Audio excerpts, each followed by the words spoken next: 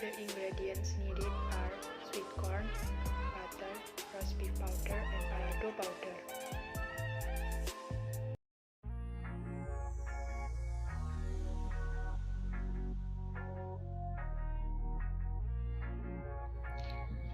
First of all, mix 2 tablespoons of the butter.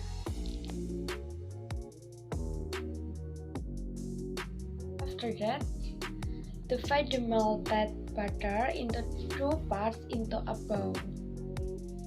Next, add 1 tablespoon of balado powder to the 1 bowl. Then add 1 tablespoon of the roasted beef powder.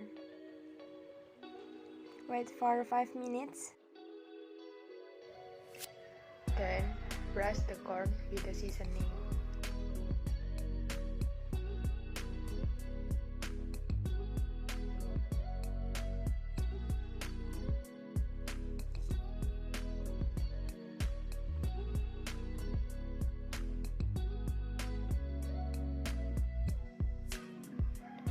Next, put the corns on the barbecue and cook over a medium to high heat for about 10 to 15 minutes.